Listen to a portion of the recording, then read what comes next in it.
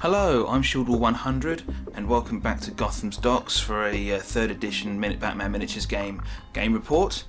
Today I've got a confrontation to show you between Deathstroke the Terminator and Batman. But Deathstroke the Terminator is being used as a boss for the Soldiers of Fortune crew, and as such he's using their deck.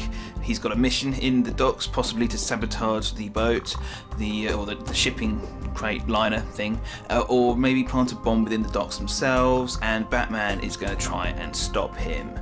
Yes, that's how we're going to do it. To do this, Deathstroke has assembled a crew of hardcore mercenaries and monsters with which to help him, because he knows in Gotham he's likely to come up against some fierce opposition. Please see the description below for a offer by the Top Hatted Hamster web store. Again, I'm not affiliated with them officially, I don't work for them, but I thought I'd pass on the offer that was given to me as a nice gesture, okay? Right, so without further ado, let us check out and see which models are in each crew. Well, as you can see, we're using a big Batman again today. I haven't used him for a little while. Against LexCorp, I think it's the one and only time I've used this model before. He's the most powerful version of Batman, I think, is out there. I think he's certainly the one with the biggest base, so that must mean that he's more powerful, right? Yeah, we're taking him. I like the model and I've got him, so I'm using him. You can see Damian Wayne next to him, solid little henchman there. Damian's sporting handcuffs today to give him that arrest ability, and yeah, looking forward to seeing how they two synergize. With Barbara Gordon there as well as Batgirl, relatively cheap sidekick model. She's been given the Batman Incorporated upgrade to give her that little bit extra survivability and movement as well, of course. For henchmen, we've gone for two of the police agents from the Dark Knight Rises box set, because like I said before in the previous game, I've got them painted up relatively recently and they're ready to go, so let's get out there. Saves me using the same models again and again and again. But we've also got GcpD Detective from the Back to Gotham box. I like him, he's fast, he has interesting deployment rules, and yeah, again, he's got the arrest ability, which is really useful, and the speed to use it effectively. There's bits and pieces of purchasable war gear scattered throughout the crew. On the police, almost all of it. So radios and things. So yeah, we'll come to them as and when the game goes on. Okay. And here you see Deathstroke and his assembled crew. So yes, there's the man himself, taking his bastard sword and his, modified assault gun, because that's what I've modelled on him, and I like those best aesthetically. They're a solid choice as well, I think they're fairly common. So yeah, there we go. He's as deadly as he ever was. I hope to see how deadly shortly. Two of the militia members from the Arkham Knight's militia. There we go. We've seen dude with the carbine there a few times. He's a good cheap firepower model, but today we're also taking the Militia Medic because I wanted to see how he fared up, and yeah, another cheap veteran to add to the crew. We've got Clover here, a model I haven't taken before, just one of the Bane's mercenaries. I think it's from the Arkham Origins box, the set that came out, which is alright. Yeah, he's just a generic, fairly solid henchman. I think he doesn't have to do anything special, but he's got, you know, willpower endurance 5, that's pretty good for a henchman, and yeah, he's not slow, he's got a gun, yeah, no problem there, and not too expensive either. We've got Elite Operative because I had some points and he just fit basically, and I've taken him plenty of times before, and that gun is a force to be reckoned with.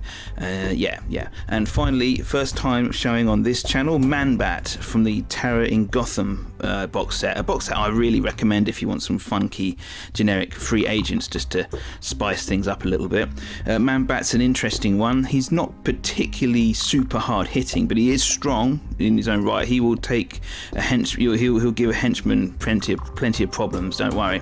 He's also fast. He's got, obviously, because he's flying, and he can also, like, every now and again he can drag a friendly model around with him, which is rather exciting too. Gives a few more options. Okay, so yeah, I'm looking forward to making use of his mobility with the deck of the Soldiers of Fortune that will again see how that intersects with him. Okay, right, let's get on to deployment. front and see how this game's going to be set up.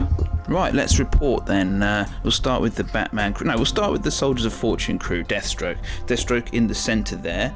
He's been placed centrally so as to get the most out of his inspiration. Oh, incidentally, we picked up, if I may, Chance Encounter as the deployment zones. It's basically side to side. So there you go. There's a text if you want to pause and read it, but side to side basically with some trimmings on.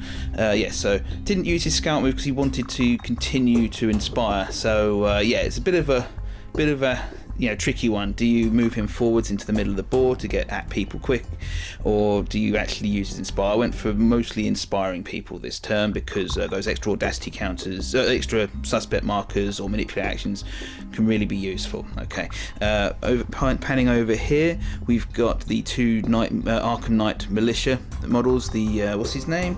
Militia Soldier 1 and the Militia Medic, just holding the left flank for Deathstroke. Over here gets a bit more confusing. Just concentrate on the Soldiers of Fortune models. You got Man-Bat and Elite Operative base-to-base contact at the back here, and Clover was next to the sewer marker. I'll come to what happened next in just a second. We'll do the basic Batman stuff first. You've got Batgirl and Damian Wayne on the boat. They had to deploy a bit further back than the other two, and they've got the most mobility to make it back up again as the game goes on, so I figured they'd be the ones at the back. You got the two agents here at the front, just getting off the boat, and the GCPD Detective with his hidden ability deployed behind this crate on Deathstroke's left flank on the Batman crew's right, to make use of hopefully he'll be able to run interference there quite well. Now this version of Batman, as we saw in his previous game, has the ability, he deploys anywhere on the board and enemies nearby have to take an endurance roll or get knocked down when he does so. So that's what he did. He used a couple of efforts to make it that much harder for Man-Bat and Elite Operative to resist those rolls. We can see that Clover failed despite not having any effort put towards make him not be knocked down. So he's sprawling on the floor as the bat descended. The Elite Operative, Batman's effort made all the difference there. Only having 2 dice instead of 3 and picked the 2 that he wanted made a massive. It was exactly what was needed to make sure he was down. And Man-Bat shrugged off the incoming Batman with quite ease, actually, despite only having 2 dice to choose from. Okay, right. We're going to continue on with the game now and get into turn 1. Okay, turn 1, take the lead, razor plan phases both completed. I can reveal for cards as played. For the Batman crew, Die Hard came out. We've seen this plenty of times before. Nice generic card. It's been played on Barbara Gordon, so she has to remain alive or non-unconscious, conscious, shall we say, for the remainder of the turn. If so, that's 2 points for the Batman crew. The Soldiers of Fortune faction, played Domination for 3 points. Big one. We've seen this every time Soldiers of Fortune have come to play. They put it down in contact with Batman because that's a really clever place to put it for this card. Has to be in contact with an enemy model, so Batman makes sense since it's in the middle of their crew. At the end of the turn, whoever's got more models close to that marker will win it. If the Soldiers of Fortune manage to win that particular little power struggle, 3 points for them. No score for Batman crew, obviously. It's only a Soldiers of Fortune card, should I say. In terms of who won the initiative, you can see that with the Soldiers of Fortune crew in black, they have the initiative this turn with a slight win there on the initiative roll. In terms of audacity counters placed, you can see for the Soldiers of Fortune, the 2 militia members both have audacity. Of course, Deathstroke has audacity and Man-Bat has audacity. The Batman crew, Batman naturally has audacity. We've got this agent here at the front. The only guy, I think he's the one without the radio. Yes, he is, so made sense to give him audacity there. And Robin and Batgirl both having audacity as well. Okay, let's get on with some activations and see what's going to happen.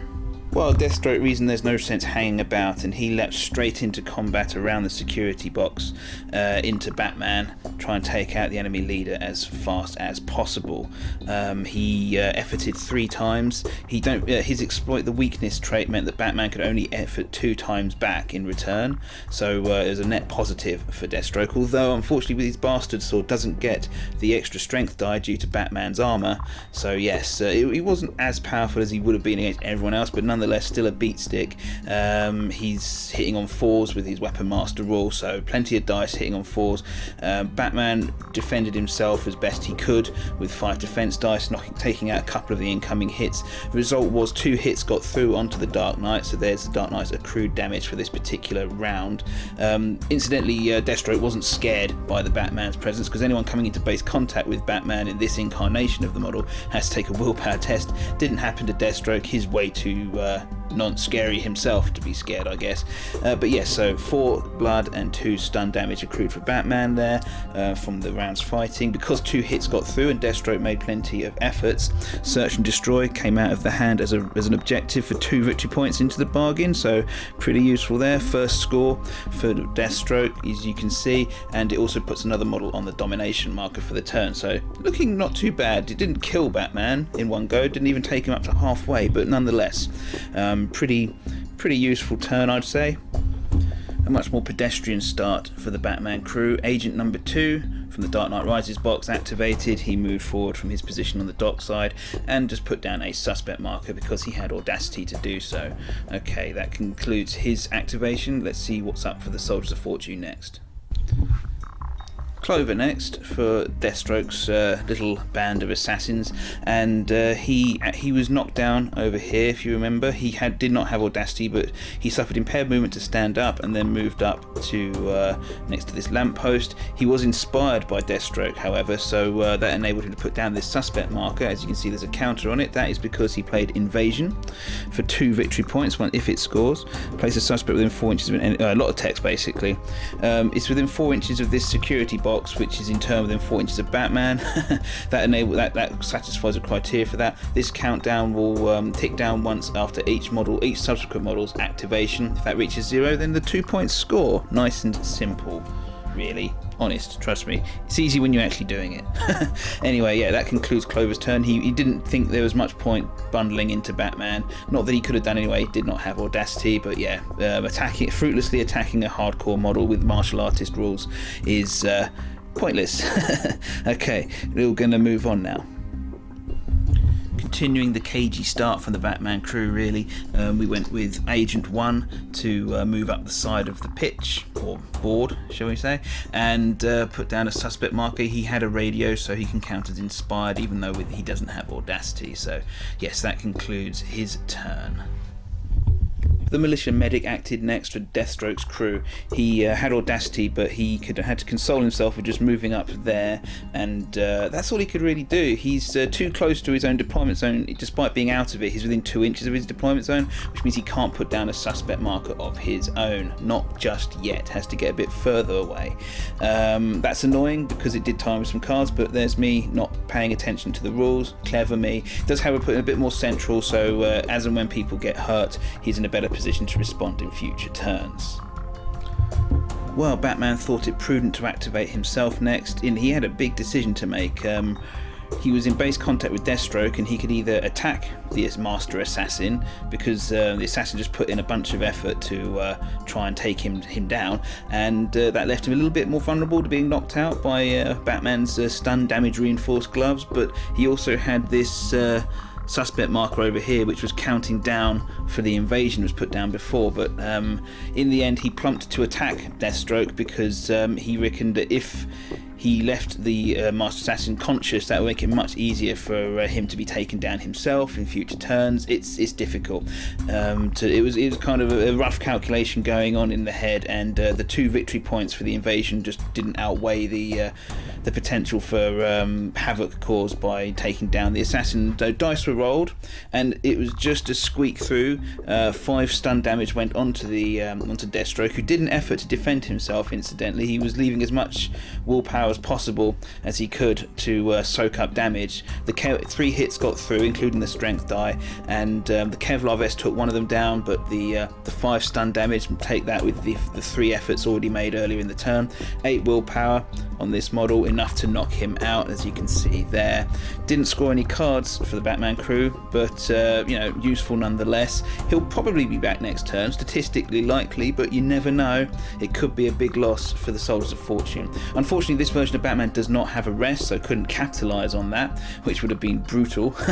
But no, what he did do, there you can see the 2 efforts that Batman put in. He can only put 2 in due to his effort limit being constrained by earlier damage taken. He used his movement action to move into base contact with both Elitop and Man-Bat, and in so doing they both rolled really badly on their willpower rolls, and both suffered the scared effect for the rest of the turn.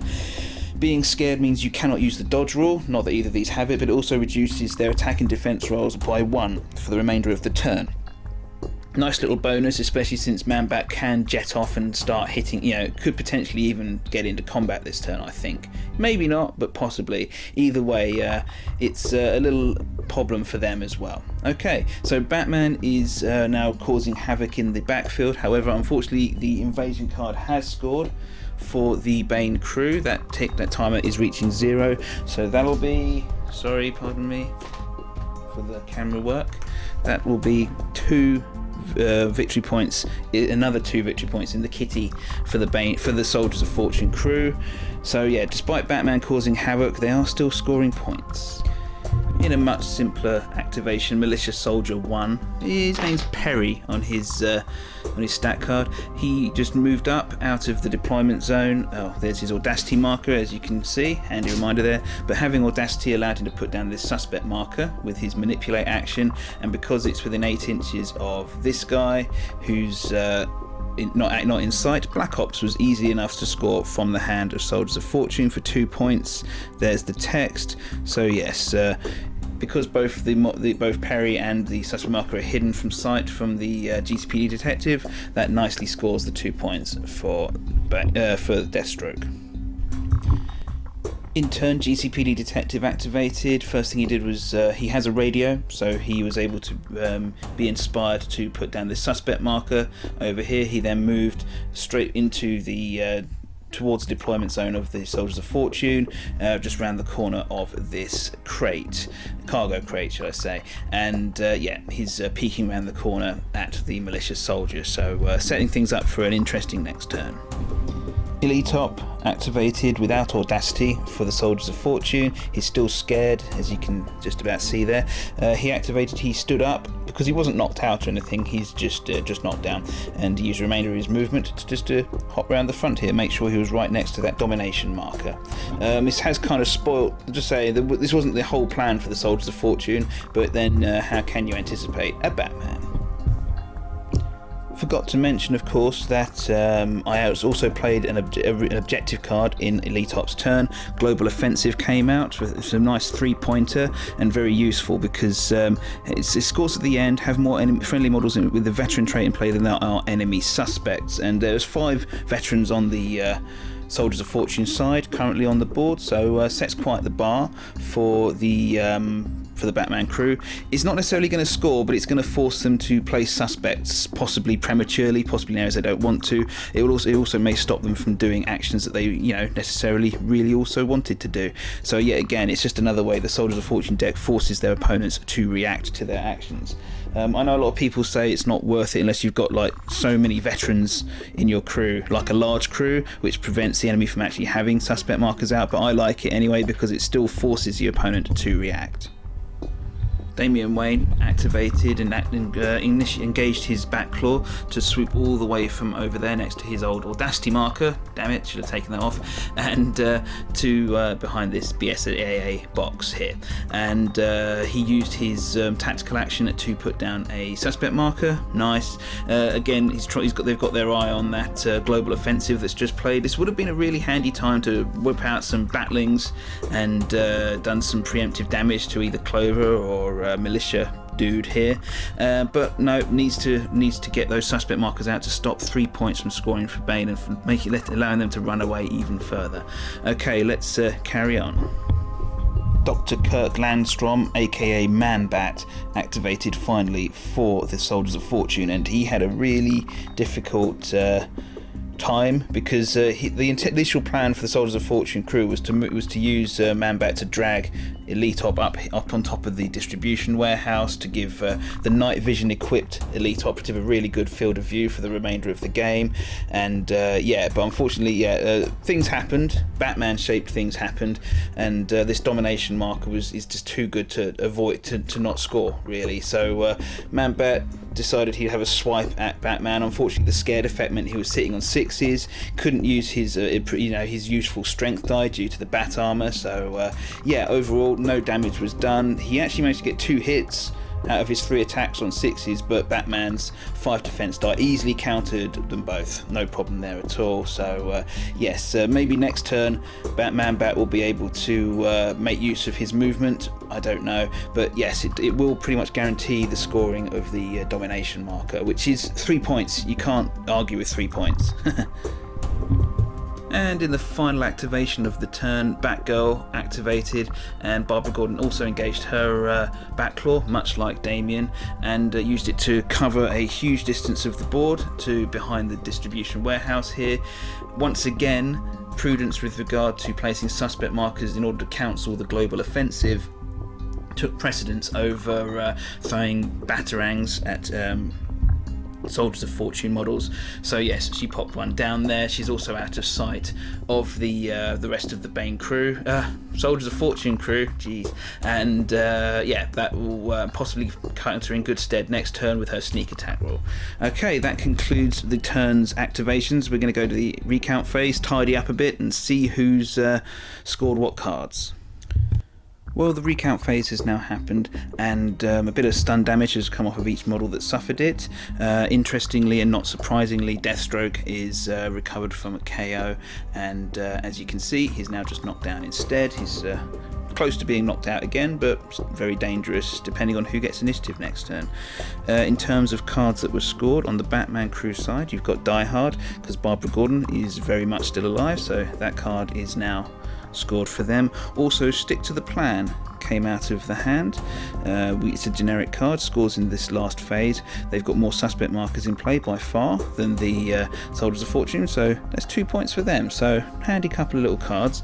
Global Offensive for the Soldiers of Fortune crew did not score because there are 5 suspect markers on the Batman crew's side and 5 veterans in play for them, but as we saw, it kind of forced the Batman crew's hand in certain directions they may not have wanted to be, so that's worth it in its own little way. But Domination does score for the Soldiers of Fortune crew. They've got 3 models to, well, Batman's 1 within range of this marker, so 3 points for the Soldiers of Fortune. So Soldiers of Fortune look like they are rocketing away into an early lead, but we'll see how things go. There's still a lot of game to play. Okay, the take the lead and raise the plan phases are both done for turn number 2 now. Counters are out on the board. As you can see from the Soldiers of Fortune side, another domination marker has been played with the associated card. As we saw last turn, same text obviously, but yes, another good place to put a domination marker because it's currently in a position where they're already scoring it. So yeah, 3 points, hopefully. We'll see. By the end of the turn, there's a lot to happen, I'm sure. In terms of the initiative roll, it was 2-all, which means, and interestingly, Barbara Gordon's Informer rule, which gives her an additional pass, meant that, which wasn't used last turn, gave the Batman crew a 3-2 advantage. So yes, the Batman crew will be going first this turn, thanks to Barbara Gordon and as Batgirl, in case you're not aware of her alias. Audacity counters have been placed out for the Soldiers of Fortune crew. You've got one on the Militia Soldier here, one on Clover, Deathstroke, who's knocked down and flagging a little bit, and yes, of course, Man-Bat. Okay. For the Batman crew, obviously one on Batman, one on Damian Wayne, Barbara Gordon, and again on Pepper Spray Cop here in the middle, the one without the radio. Okay, Batman crew to activate first. Let's get on to phase 3. Well, there was a shade of inevitability about this as soon as the Batman crew won the initiative, I'm afraid. Damian Wayne activated first for them and rushed to his father's assistance. He got into combat with the knocked down and Deathstroke, who that means Deathstroke can't put down efforts to defend himself, couldn't equally roll dice to defend himself, and is a -1 defense value, so he's easy to hit. Damian hit him. Did all of his attacks came through as hits, so the Kevlar vest made it 9 points of stun damage, which puts Deathstroke back out for the count again. Damian's got handcuffs. He used his special action after that to arrest Deathstroke, taking him off the board. There was really no reason not to do that for the Batman crew, and if I hadn't done it, everyone would be saying, why didn't I do that? Because it's a ludicrous thing. I did have this big idea for this game being Batman versus Deathstroke in a fight to the finish kind of thing, but really there's no I can't justify ignoring that for the sake of a potentially good game. I mean, there was a good chance that if Deathstroke had survived, he'd have killed Batman upon getting up, so it wouldn't have been fair one way or the other. So I hope you're in agreement with me that that was the right thing to do.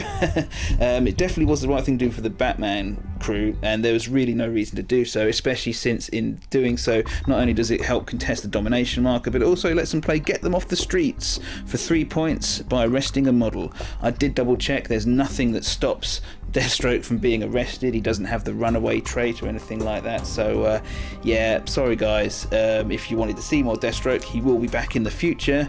There's no prison that can hold Deathstroke, but yeah, I hope you agree that was the right thing to do.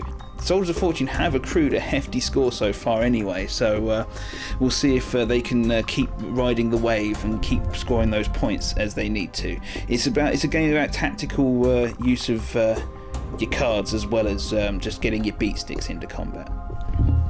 Well, Militia Soldier 1 is now the new boss for the Soldiers of Fortune crew. Bit of a step down from Deathstroke, we'll all agree. First of all, he did have Audacity. He was over here by the crates, and he opened fire on the GcpD Detective, rolling a whole bunch of dice, of which 4 caused damage, so 1 point of blood each. It's only the carbines tend to do lots of dice but low damage per hit, so 4 points of damage, leaving the GcpD Detective 1 away from death, unfortunately for the Deathstroke crew.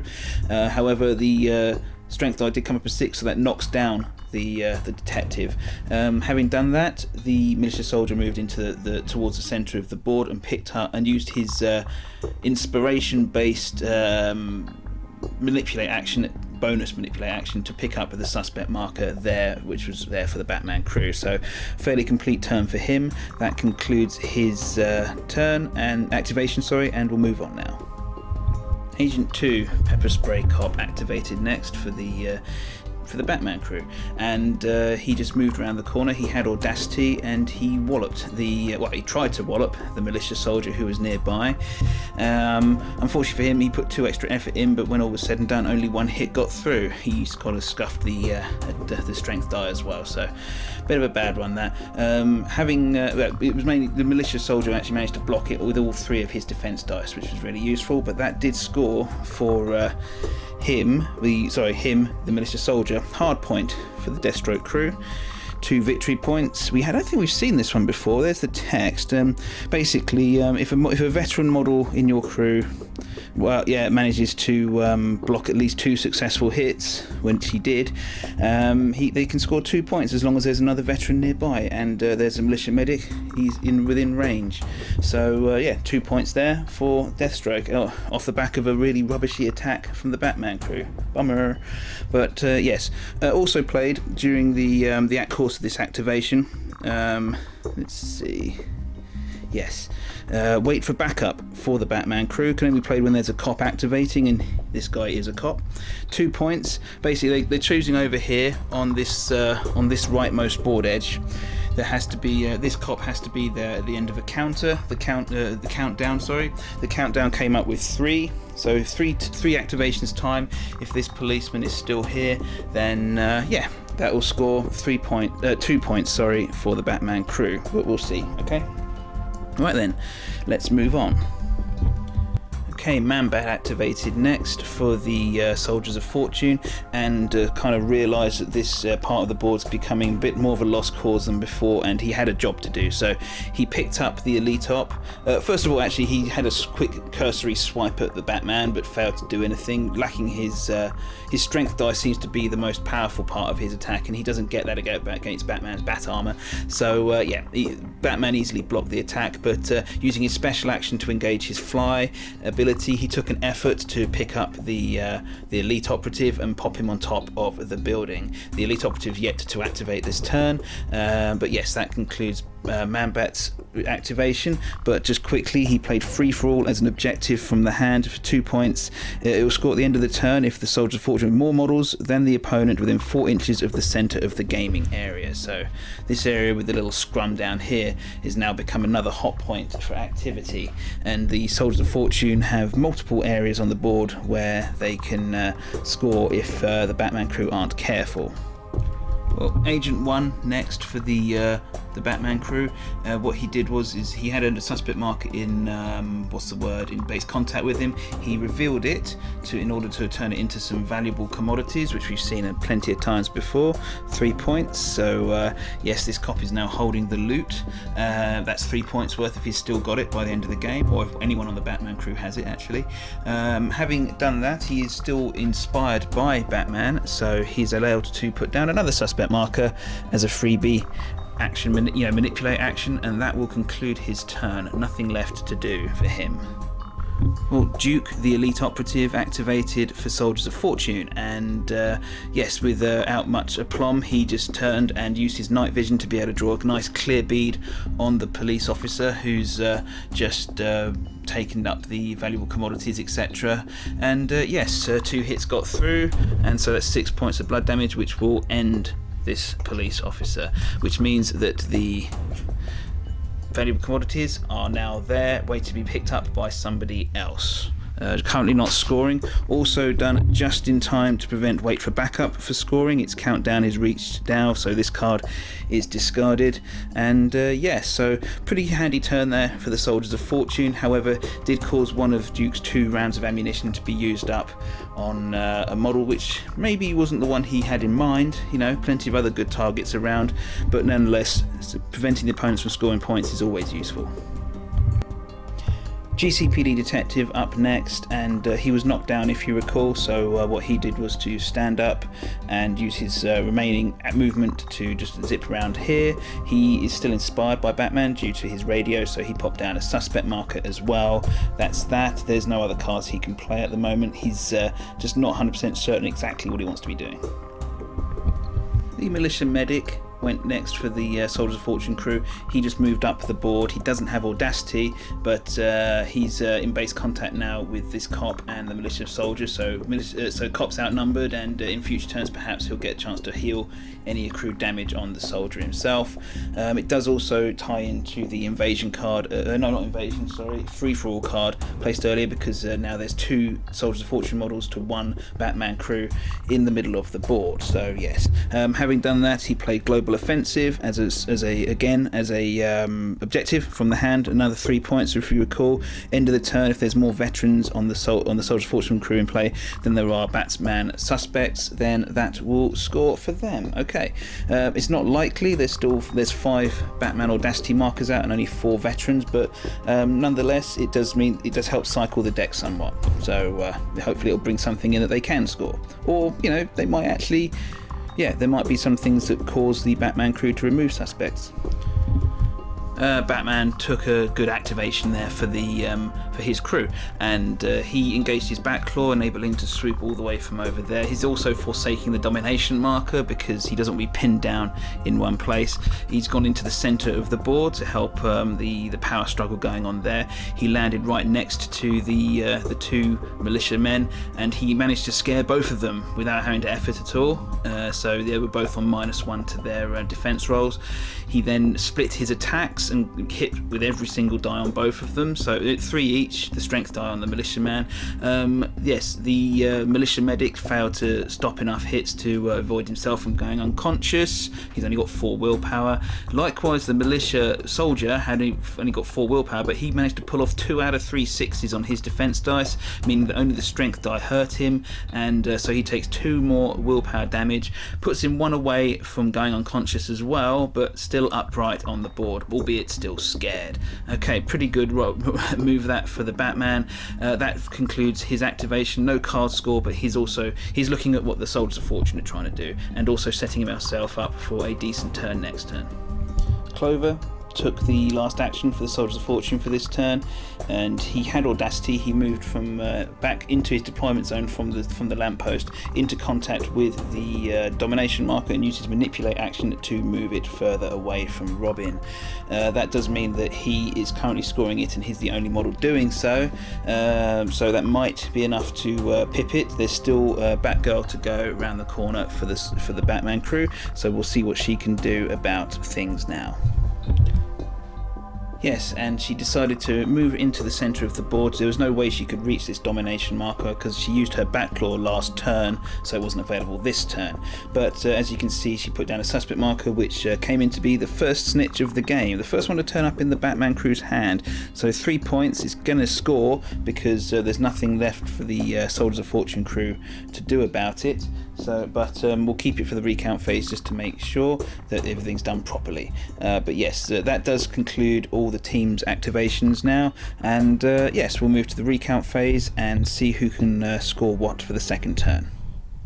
Okay, so a pretty high scoring recount phase. So after all models had taken off their 1 point of stun where applicable, it was established that the Militia Medic is still knocked out. He's only willpower 4, so the odds were kind of against him from getting back up, unfortunately. In terms of card scoring, Stick to the Plan came out for the Batman crew yet again. They still have more suspects markers in play than the Soldiers of Fortune, so that's 2 points. The Snitch marker scores for a lovely 3 points for the Batman crew, and also finally Secure the Perimeter came out for 2 points. They just need to remove 2 friendly suspect markers within 2 inches of a board edge, so they'll take this one off and the one over there off next to the pile of valuable commodities. So yes, nice that one. So there's a hefty 7 points scored for the Batman crew. On the Soldiers of Fortune, Stop It Lee side, Free For All does not score because there's currently 2 models aside within 4 inches. So this card does not score for Soldiers of Fortune. Equally, the Global Offensive did not score because there's more Batman crew suspects even now, I think, than there are veterans on the board. I think you do all these cards simultaneously anyway, so it's not like they could wait for the Batman crew to remove their suspect markers and then bring it down. But yeah, I think there's 4 Batman suspects now anyway and 4 veterans, but nonetheless the domination marker scores for the Soldiers of Fortune, so 3 points.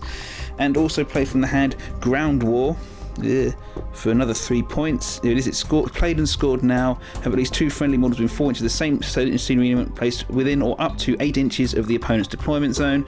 And these two guys here, the 2 militia members, albeit one knocked out, are within 4 inches of this crate, which is within 8 inches of the deployment zone for Batman's crew. So yeah, that's another 3 points. So 6 points scored for the Soldiers of Fortune, which is pretty nice. So yeah, like I said, a high scoring phase 4 there. Okay, let's move on to turn 3. Let's see if the Soldiers of Fortune can hold on to their lead whilst they're being systematically eradicated by the forces of good.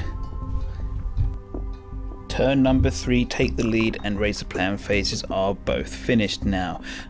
In terms of cards played from the hand, you can see another domination marker has come out. Same again for the Soldiers of Fortune crew, placing it down here this time. Well, it's back in this corner, of course, but this time Batman's not around. It's Damian Wayne who's the modelling in contact with it. No cards played for the Batman crew. In terms of the initiative roll, as you can see, the Batman crew have it yet again, just to add a bit more insult into injury and put the Soldiers of Fortune even more up against things. Otherwise, audacity counters, we can see that on the Batman crew side, it's a detective, Batman himself, and the 2 other costumed freaks, Damian and Batgirl, both with it. On the Soldiers of Fortune side, much easier, it's every eligible model. So the militia boss man here, both the guys up here, Man-Bat and Elite Operative, and finally Clover. Okay, let's get on with some activations and Batman crew to go first. Batman kicked things off with style for his team. He's moved over here, but he started in the middle of the board and he decided he was going to punch the militia soldier, who's now the boss of the Soldiers of Fortune crew, if we recall. Yes, managed to do a nice healthy bit of damage to him. That odd number is the point of effort that the guy put in just to do anything at all, but very easy KO there for Batman, as you'd expect. Having done so, he played Back to Arkham, his signature card from his hand. 3 points, he just has to make the opponent's boss KO. Probably one of the easier times that's ever happened. So yeah, there you go. 3 easy points for the Batman crew, and he then moved over here to give support to Damian and help with the domination marker. So a nice leisurely stroll now for Batman, one thinks. Man-Bat, the newly crowned leader of the Soldiers of Fortune crew, has opted to go next. He swooped down from there, had audacity, so he was easily able to activate his flying ability, and then did a sneak attack on this cop here. He put it was 1 effort to carry carry Duke, and another 2 effort he put into the attack. Because it's a sneak attack, the cop couldn't put any effort in himself, and at the end of the day, the strength die and 3 other hits got through for 4 and 4 in terms of blood and stun, enough to take this policeman off of the board, unfortunately. Having done that, that was enough to satisfy search and destroy for 2 points from the Soldiers of Fortune hand. 2 more points, like I said. They're keeping up with the scoring, maybe not as strong as the Batman crew, but it's going to come. It's still tense, despite the disparity between the 2 sides, and we'll see what happens next. But yeah, that's 2 more points. The Gcpd Detective activated next, and first of all, he was over here and he drew a bead with his automatic handgun on Man-Bat. Shot. He was out of range. He was out of his effective range, so he lost one. He had a strength die, but it was 1 hit got through, and so that's 1 point of blood. Would have been some stun, but the huge trait of Man-Bat means he shrugs that bit off, no problem at all. Having done so, he had audacity, so he was still able to move around here, and he's going to arrest the militia soldier to play Get Them Off the Streets. Nicely done. For 3 victory points, he's just arrested the model, so there you go. And finally, sorry, forgot to mention, because he's still, what's the word? Because he is still inspired by Batman through the radio, he's going to put down his freebie suspect marker. Lovely stuff. Okay, that concludes his turn. Pretty good. Elite Operative up next. He shot at the Gcpd Detective from back here and easily did 9 points of damage, thus killing the detective. So high rate of casualties on the Batman crew as well, no doubt about it. It's just that they're not Deathstroke. No, the 3 models that the Batman crew have left account for the vast bulk of their points. So yeah, that lies the difference. But yeah, nonetheless, another model down, a bunch of activations now lost for the Batman crew, which could be crucial when we're doing points.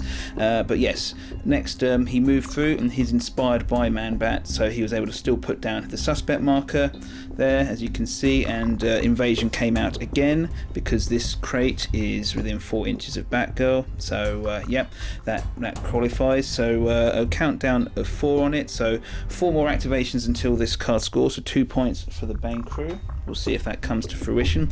I mean, even just moving up to get rid of it will cause problems for the Batman crew because it means they're not hitting people. Batgirl activated next for the Batman crew. She moved into contact with the suspect marker when she had audacity, of course, so she was able to reveal it, thus ending the invasion as played just now.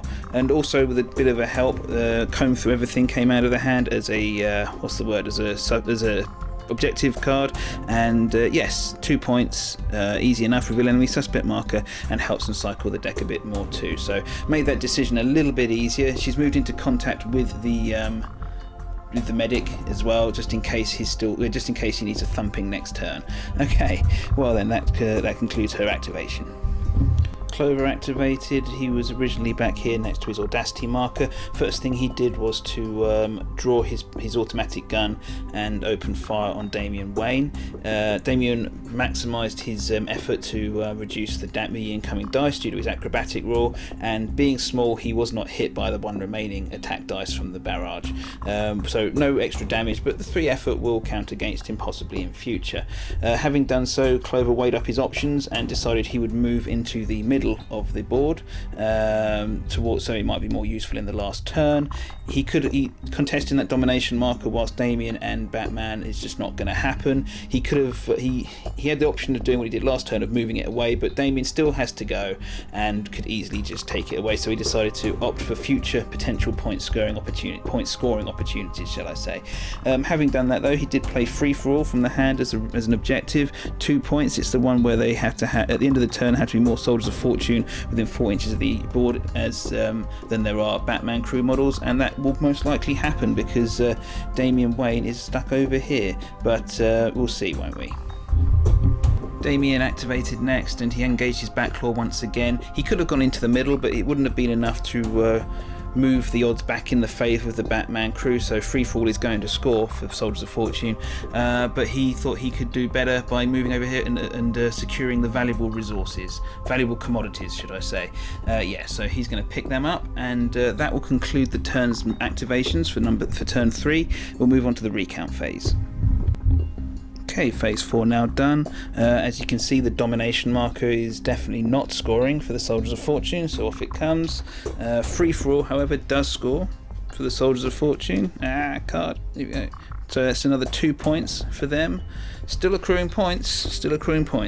Nonetheless, stick to the plan came out of the hand again for the Batman crew in this 4th phase. Once again, I still have more suspect markers in play, so a nice little earner that's been for them. Yeah. So otherwise, the Militia Medic is still seeing little Tweety birds around his head, so he's not going to be joining us for the last part of the game, and we'll move into the 4th turn, the last turn, and we'll see who's going to be winning, because there's still all to play for. Both sides can still score cards, lots of cards. Okay, take the lead and raise the plan, both done for the last turn of the game. No cards played as objectives from either side's hand during this last turn. The initiative roll came up with a 6-4 victory for the Soldiers of Fortune crew, so we'll see if that helps them at all. Both sides having 3 active models. Every model remaining on the board has audacity. So yes, time for those tooth and claw last activations to play out. Alright, Clover kicked things off, and first thing he did was to draw his gun and aim at Batgirl. She's got the Batman Incorporated armour on, so the strength die needed a 6 to get her, did not do so, but nonetheless one hit did get through for 1 point of blood and stun. Not enough to really cause her any troubles in this last turn of the game, but thought I'd tell you. He then moved up into the middle here, coming from the hand, cyber attack for the Soldiers of Fortune crew. It's the one where they have to target 2 enemy suspect markers. D3 plus 2 is rolled, came up with a 4. There's the countdown on these 2 suspect markers for the Batman crew. If both of those counters are still in existence at the point that countdown reaches 0, then the Bane crew, the Soldiers of Fortune crew, will score 2 points. Nice. And that's quite. You're going to get that early at the beginning of the turn, so there's actually enough activations left for it to happen. So we'll see where that goes. Also, may force the Batman crew to have parts of the board they don't want to go to. Batman activated, and instead of going for the cyber attack there, he actually opted just to move over into the towards the central board and use his detective ability to reveal the Soldiers of Fortune suspect marker, which was just there, and in so doing played following the clues, where reveal enemy suspect marker at least 10 inches away from the board edges with a model with a detective trait. He has a detective trait, and this one was this suspect marker was too far away from the board edges to be safe. So that's 2 points there for the Batman crew. Over to Soldiers of Fortune. Man-Bat activated and went for a cheeky attempt to clobber the Boy Wonder before the valuable commodities could score. He flew from over here. I'll take the hover marker with me. There we are. And attacked him. He had a sneak attack, so was able to put 3 effort into no reply to Damian Wayne. Unfortunately, the attack dice just didn't come out for him that well. I thought he had a chance at overwhelming the defences, you see, of Damian, but just did not happen. Damian managed to defend enough hits so only the strength die and 1 other got through, so 2 blood and 2 stun from the claws of Man-Bat. And yes, Damian is still conscious and holding that objective, holding the valuable commodities at this moment in time. Having had a narrow escape just now, Damian decided he'd sprint down the side of the board using his prodigious movement and acrobatic ability and pop down a snitch. It's a suspect marker, as we saw. Played the snitch card, it becomes a snitch, and there's very little, basically nothing the Soldiers of Fortune can do about that. By the end of the turn, this will score for 3 points for the Batman crew, but we're going to move back now just to see how the last activations play out. Elite Operative was the last model to go for the Soldiers of Fortune. He sidled round the corner, popped down a suspect marker with his audacity, and played Black Ops again from the hand. 2 victory points because Batgirl cannot see him or the suspect marker he's just put down. So yeah, still scoring points even right to the end of the game. Right. Oh, I did forget to mention actually as well, during Man-Bat's turn, I totally forgot to state that Free For All was played from the hand as an objective. So again, 4 models at the end of the 4th phase, that little point within 4 inches of the central board is going to become a hotbed for seeing who scores points. So just thought I'd mention that before we get too close to the end of the game. Okay, Batgirl taking the last bit of activation for the game. She moved around the corner easily peasily and took the suspect marker up with a reveal action and played Comb Through Everything to score a couple more points for the Batman crew, and that concludes the game's activations. I'll just go to the recount phase and just work out who's scored what for the last turn of the game. Well, at the end of that tooth and claw turn, can reveal that the cyber attack has actually counted down to 0 on those 2 suspect markers, so yep, that's 2 points for the Soldiers of Fortune. Happened in Barbara Gordon's turn actually. The Free For All scores again for the Soldiers of Fortune because there's just no way to get them off of that central point of the board. There's just not enough arresting models left to get the knocked out guys back off there. Over here though, you can see the snitch has definitely scored. and so has the valuable commodities. They're still being carried by the Batman crew. So these 2 cards, there's 3 points each. Lovely. Okay, let's move to the final count and we'll see who's managed to pull off a victory. Both sides have got very, very large fat score piles. Well, here we go. Let's do the Soldiers of Fortune first. Let's see what they managed to get for the game. We've got 2, 4, 6, 9, 11, 14, 17, 19, 21, 23, 25, 27 points. That's not a bad score at all. Pretty tidy sum. Like the look of that. Okay, let's so 27 plays for the Batman crew. 2, 4, 7, 9, 12, 14, 17, 20, 22, 24, 26, blimey, 28, 31, 34. That's a mighty score indeed.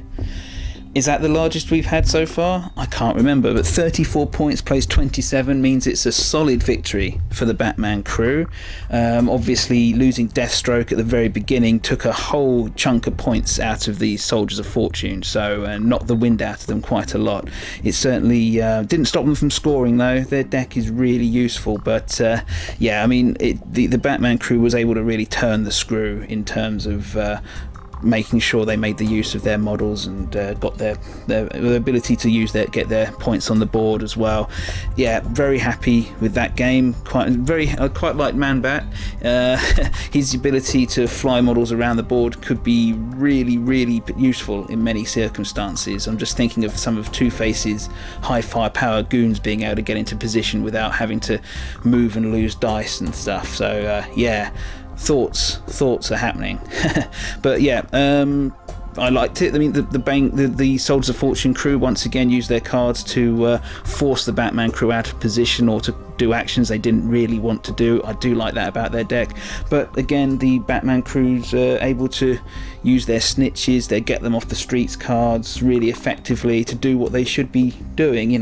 Establishing board control and yeah, picking models up for going unconscious. Naughty them. Okay, well, I hope you enjoyed this game as much as I did. I mean, I always say that, but I genuinely do enjoy playing. So there. Looking forward to lockdown being over, then I can get some good games in with an opponent, maybe with the Riddler or any number of other models or crews we've got. I gather the Court of Owls is being reworked quite heavily. I've seen their stat cards for their models. And yes, they're getting a few buffs across the board, really, which is good. They were kind of struggling to score some of their cards at some points, and yeah, I'm looking forward to getting them out as well. But you won't see them until the new decks are actually established, etc. I'm going to put the Court of Owls on a hiatus until I'm sure how they'll be playing. Otherwise, I'll just be playing some games with them, and then I'll have to play them again because that's how it be. Okay, I want to see how the official rules work out for them, but really looking forward to seeing how that goes. Well, that's me. I'm Shieldwall100. I hope you enjoyed the game, like I said, and please leave me some comments and likes and all that stuff that YouTube desires to sate its gods or whatever it does with them.